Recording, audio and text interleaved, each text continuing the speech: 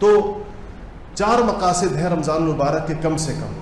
پہلا مقصد وہ جو میں نے آپ کو آیت آپ کے سامنے تلاوت کی کہ حضور اللہ تعالیٰ نے فرمایا کہ یہ روزہ تم پر اس لیے فرض ہے لعلکم تتقون، تاکہ تم متقی ہو جاؤ، تاکہ تمہیں تقویٰ کس کو کہتے ہیں؟ تقوی کا مطلب یہ ہے کہ اپنے آپ پر وہ ضبط حاصل ہو جائے، وہ ضبط نفس حاصل ہو جائے کہ انسان اللہ جل شانہ کی اطاعت کے رستوں پر بے تکلف چل سکے اور اللہ جل شانہ کے احکام اور اوامر کی مخالفت کے رستوں پر چلنے سے اپنے نفس کو روک سکے، یعنی اپنے نفس کو ایک لگام ڈال سکے. اور نفس کے لگام کا مطلب کیا ہوتا ہے کہ نفس کے ہاتھ میں جسم کا کنٹرول ہے، آنکھیں، کان، زبان، ہاتھ، سارے اعضاء. تو ایک ایسی لگام ڈالے کہ اس کی آنکھ غلط استعمال نہ ہو، اس کے کان غلط استعمال نہ ہو، اس کی زبان غلط استعمال نہ ہو، اس کے ہاتھ غلط استعمال نہ ہو، اس کے پاؤں غلط جگہ پر چل کر نہ جائیں. ایک مقصد روزے کا یہ. اور اگر انسان رمضان شریف کو صحیح معنوں میں وصول کرے تو یہ مقصد اس کو حاصل ہوتا ہے. دوسرا مقصد رمضان المبارک کا یہ ہے کہ آپ صلی اللہ علیہ وسلم نے فرمایا کہ اس میں انسان ترقی کرتا ہے، قرب الہی کی منازل طے کرتا ہے. یعنی دیکھیں ہم جتنے لوگ یہاں بیٹھے ہیں اس وقت اس مسجد کے اندر، ہم میں سے ہر ایک کا اللہ جل شانہ کے ساتھ ایک خصوصی تعلق ہے، ایک اپنا تعلق ہے. آپ صلی اللہ علیہ وسلم کے ساتھ بھی ہمارا ایک تعلق ہے. شیخ عبدالعزیز دباغ نے ابریز میں لکھا ہے کہ جتنے لوگ مسلمان ہیں، کلمہ پڑھتے ہیں محمد الرسول اللہ صلی اللہ علیہ وسلم کا، آپ صلی اللہ علیہ وسلم کے قلب اطہر سے، آپ کے سینہ مبارک سے نور کا ایک دھاگا ہے. نور کے دھاگے کا مطلب کیا ہے کہ وہ ویزیبل بھی نہیں ہے اور اس کا کوئی مادہ بھی نہیں ہے، وہ نور کا ہے، روشنی کا ہے. نور کا ایک دھاگا ہے جو آپ کے قلب مبارک سے نکل رہا ہے اور ہر مومن کے دل کے اندر جا رہا ہے. ہر مومن کے دل کی ایک تار ہے جو آقائے دو جہاں محمد مصطفیٰ صلی اللہ علیہ وسلم کے ساتھ کہ قلب اطہر کے ساتھ، آپ کے قلب مبارک کے ساتھ بندی ہوئی ہے. اور علامہ عبدالعزیز کہتے ہیں کہ جو بندہ مسلمان ہے وہ اسی تعلق کی وجہ سے مسلمان ہے. یہ اس کے اور آقا کے درمیان ایک رشتہ اور تعلق ہے جس کی بنیاد پر وہ مسلمان ہے.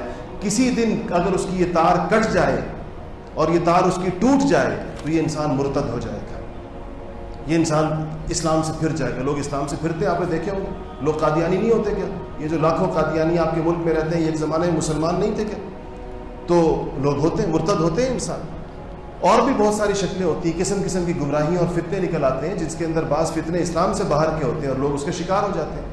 تو ہم سب کا اللہ جل شانہ کے ساتھ ایک تعلق ہے، جتنے لوگ ہم بیٹھے ہیں اور جتنے مسلمان ہیں. لیکن ہمارا لیول ایک نہیں ہے، ہم میں سے ہر فرد کا اپنا ایک لیول ہے.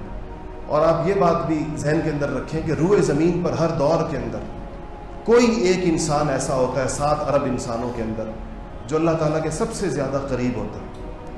کہ وہ 7 ارب انسان جو زندہ ہیں، ان میں سے اللہ تعالیٰ کو سب سے زیادہ تعلق کس انسان سے ہے؟ وہ کوئی ایک خوش نصیب ہوتا ہے. بعض حضرات اس بات کے لیے بڑی کوشش کرتے ہیں اور بڑے وظائف پڑھتے ہیں کہ ہمیں اس بندے کا پتہ چل جائے کہ وہ کون ہے جو اس وقت اللہ تعالیٰ کے سب سے قریب ہے.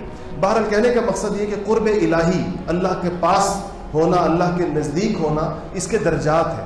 ہر بندے کا مختلف لیول ہے. یہ رمضان المبارک اس کے اندر ایک خاص قسم کی ترقی کا موقع دیتا ہے اگر انسان اس کو اس طرح گزارے جیسے اس کو گزارنا چاہیے.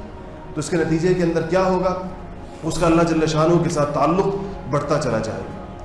تیسرا اس کا جو ایک مقصد ہے وہ یہ ہے، آپ صلی اللہ علیہ وسلم نے بہت ساری روایات کے اندر فرمایا کہ یہ مہینہ پاکی کا مہینہ ہے، گناہوں سے پاک ہونے کا مہینہ. آپ کو پتہ ہے رمضان کا لفظ کا جو مادہ ہے اس کا مطلب ہے جلا کر خاکستر کر دینا، ایسی جلا کر راکھ کر دینا.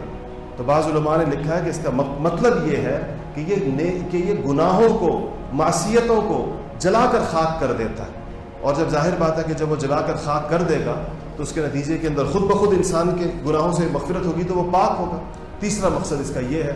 اور چوتھا اس کے مقاصد میں سے یہ کہ آپ صلی اللہ علیہ وسلم نے جو ترغیبات دی ہیں رمضان کی، اس میں یہ بہت فرمایا کہ اجر بڑھا دیا جاتا ہے، اجر بڑھا دیا جاتا ہے، فرض جتنا کر دیا جاتا ہے. ایک روایت میں آتا ہے کہ ہر چیز کا اجر، اس کا ثواب 10 گنا سے لے کر 700 گنا تک پہنچا دیا جاتا ہے.